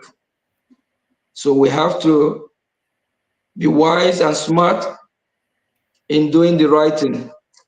So please, for those of you that are funding the terrorists to kill your own people, desist from it. We have the brigade government and the de facto government, which have been helping the homeland. Nothing have changed. Still keep doing what you are doing when our leader Mazin Nnamdi Kanu is here with us, and when our prime minister is here with us. So you know the right source to fund your liberation. Still keep doing what you'll be doing. Nothing have changed. Don't use your phone to destroy yourself. Don't use your phone to invite the terrorists to kill you. Don't use your phone. Don't cause self-destruction to yourself, because your actions and the decisions you make, it matters. So I encourage every Biafrans that have been following for over 2 years. If you know what you have been doing for the past 2 years and the right website and the right place, you should contribute your fund to help the people of Biafra in their liberation. Keep doing it. Nothing have changed. Please, for whoever or any group parading any account information, disease from it, don't contribute your money to where they will use your money to sponsor terrorists that will destroy you, just like what United States of America is doing now. When we talk about the US aid, somehow, the money from US aid able to sneak in from the bad actors to the terrorists, and actually Boko Haram is partaker of that. And if we can see what's going on, they're working very hard from the Capitol Hill to make some changes, of which funding of terrorists that will come to destroy Biafra land, the West and the entire humanity, they try to put a stop to that. So please, fellow Biafrans, likewise, don't fund terrorists that will destroy you, that will prevent you from getting your paradise of Biafra, from getting your dream country back, from restoring a country where there is milk and honey, that you will be able to use that and be one of the country best in the world. And we believe that when Biafra is fully restored, Biafra has a lot to offer to the whole global community. Biafra want to be part of this wonderful world that is created by our Chukwu Okike Abiyama, our God. We are not terrorists. Please, let's use our money to fund what will give us life, to fund our freedom, not terrorists. Thank you. Right. Sonny, I'm happy to add to that as well, because essentially your question, right, is, how Biafrans who realize that they made a mistake in terms of moving away from the Biafra government into other things, how they should, why they should come back into the fold, right, or support what we're doing. I think I understood your question correctly. Here's the challenge I'm going to give to Biafrans. I think we talked previously about some of Biafrans being talented, but having certain issues or certain self-destructive tendencies. I think one of the weak points, or the challenging points rather, right? It's a double-edged sword that Biafrans have, is the ego and the pride, right? And I think there may be many Biafrans who realize, oh, we've made a mistake and we should support the acting prime minister, the Biafra Republic government in exile, but they may be tempted to simply stay on the side, right? Because they feel like, well, if I admit I'm wrong, then, I'll look bad, or, my ego can't take it, so I'm just going to sit on the side. And I think that's the worst thing that can happen. There are people, for example, who are in the IPOB DOS who realize, oh, this Simon has been very successful and what he's doing is working. But I can't join with that because I've attacked him in the past, and it'll be very embarrassing for my ego, and so I'm just going to sit on the side and just not do anything. This is a very, again, shooting oneself in the foot. It's very important that if one, being able to acknowledge that one made a mistake and being able to do what's necessary and to be pragmatic is critical. So, I give as a challenge to Biafrans who, let's say, are tempted to sit on the side because they're too prideful to admit that perhaps they got something wrong, to be able to swallow their pride to do the right thing. Because if Biafrans, are not able to overcome their internal weaknesses, then achieving our goal will be more difficult. The Fulani are very astute. They understand the shortcomings or the weak points that Biafrans have, and then they strategically try to exploit it in terms of, let's do a little bit of this, a little bit of that, so we could create drama, so we could create chaos, so then the Biafrans can then get into fights among themselves. So it's important for the Biafrans to know, okay, we have to be more smart, more strategic, not fall into the same types of traps. So that would be my challenge. I know I spoke a little bit frankly, but I think that's, Biafrans who are now reconsidering their position, who are thinking of coming to our side, but are tempted to stay on the side due to their pride and not wanting to admit that maybe they were wrong about something. They shouldn't be concerned about that. They should be able to overcome that pride and also know that they'll be welcomed in a very friendly manner with open arms.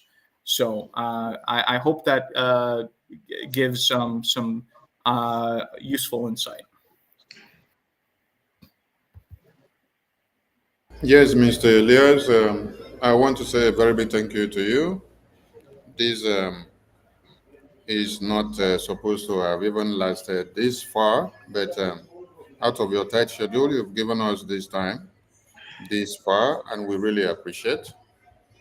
And we also say very big thank you to all your sacrifices and your commitment to the Biafran people, and how you are so responsive to the Biafran people on the Twitter X handle.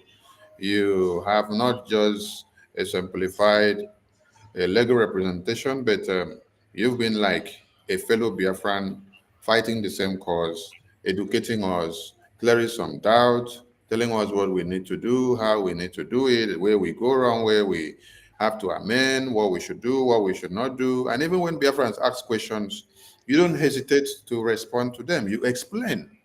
And you do it in a very submissive way that you don't even take it to heart with the anger and the abusive words they use against you. So we really appreciate your humility and your presence and your sacrifice and your willingness and commitment to stand to defend the Biafran people. You said something and you promised to the Prime Minister. And the last word you said, which keeps on ringing in the minds of many, is that we will achieve USA recognition for Biafra.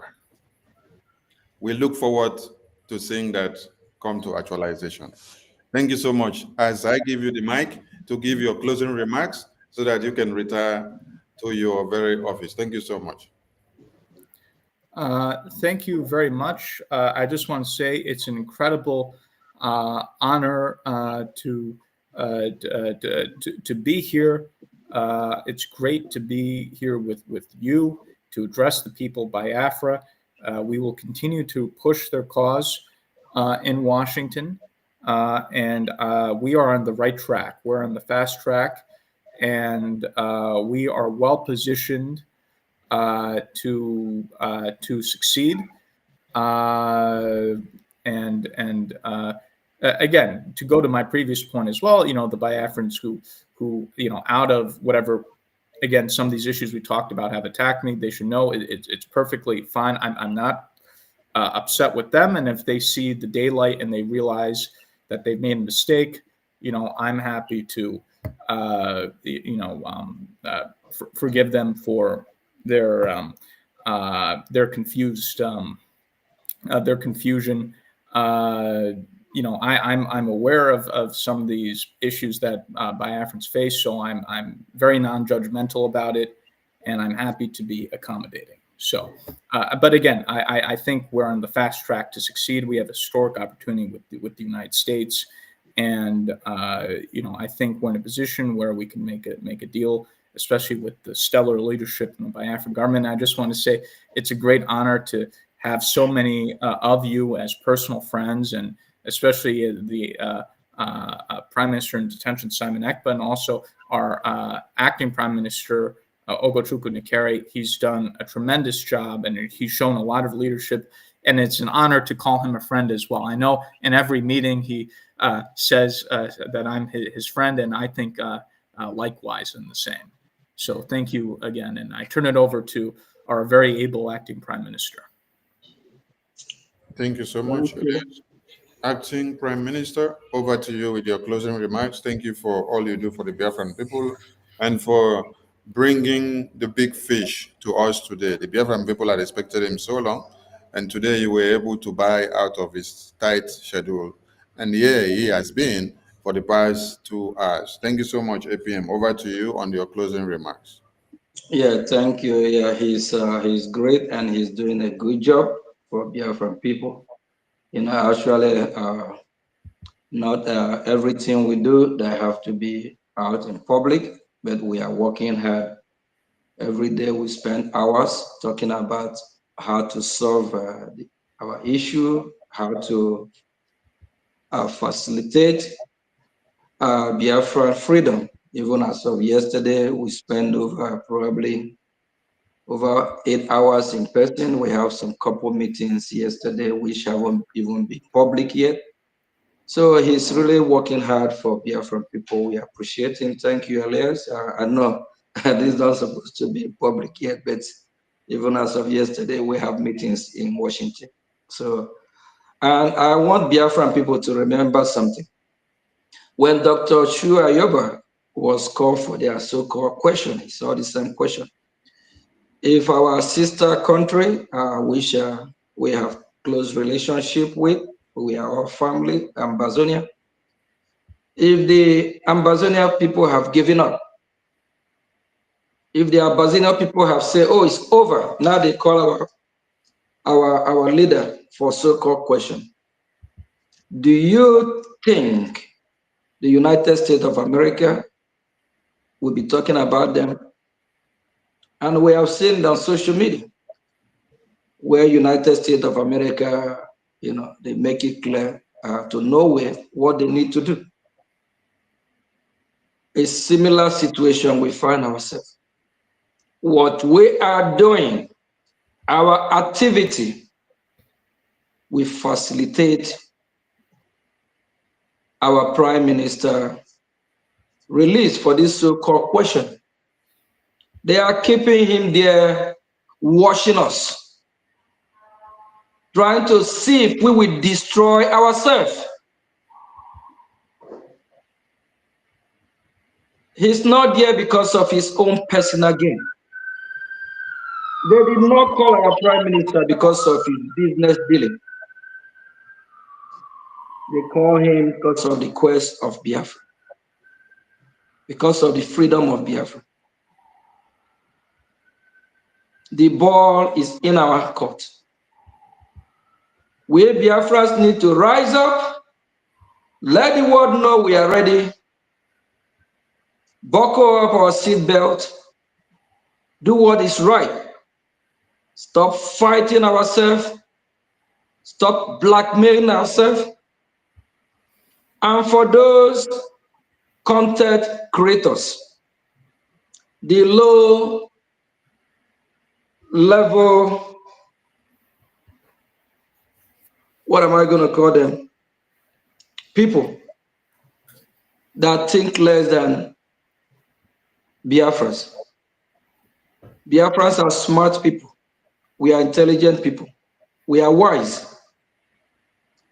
Don't expect me after this, your lies and propaganda, I will be dancing naked with you on the street or on the internet. Don't expect me to come out every minute, every second to debunk your nonsense. Real Biafrans know when you tell them the truth.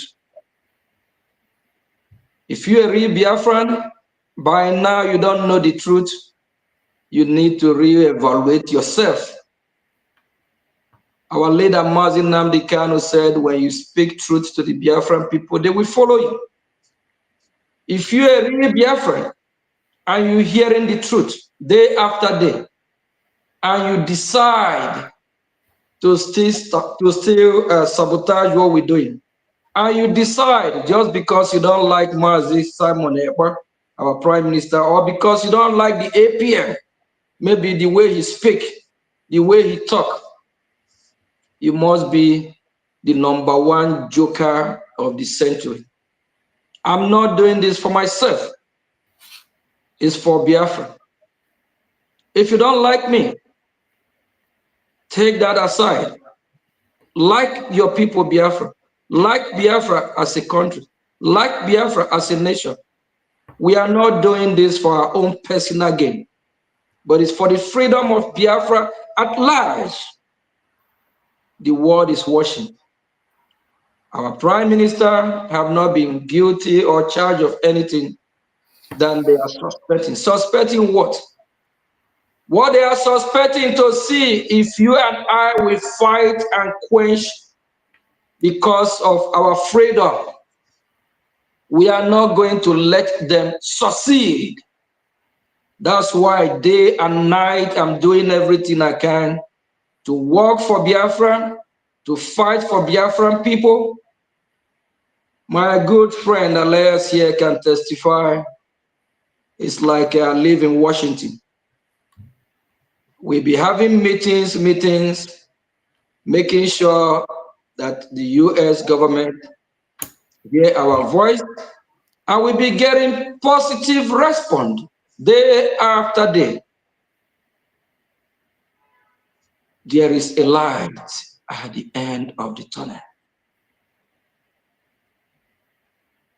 How do you think our prime minister will feel where he is, and our leader, Mazi Nnamdi Kanu, that the fight that they have sworn and they are fighting for, because of the same fight that we are called for so-called question, and our leader, Mazi Nnamdi Kanu, was kidnapped from Kenya. How do you think they will feel where they are, finding that we are fighting harder for the same cause? They will feel good. It will boost their morale, knowing that the people they left behind are doing the right thing. And if you're one of those that are funding the Bubago to kill your own people, please this from it. We need fund to liberate ourselves. We have a lot of Biafrans that be chased from their home. We have a lot of Biafrans that their business been destroyed, burned to ashes. All these people need to be taken care of. And with your fund, it will be possible. Please, thank you. And we appreciate you, Elias. We have a lot of engagement in Washington, D.C. It's a process. For those of you that are asking questions that you haven't seen us in a round table with video, signing papers, there's a process. Not everything will be in public. We're not going to come out in public and throw our last dice, then our enemy will use it against us. But we are moving as fast as we can. The Nigerian terrorist state, they cannot come to Washington, D.C. and operate the way we Biafrans operate. Because United States of America, known Biafran, that Nigeria as corrupt and terrorist country. Thank you all, and thanks media team, honorable of information, Mazi Sonny Abarawa, you and your entire team. Thank you. Greeting from here. Thank you. Thank you.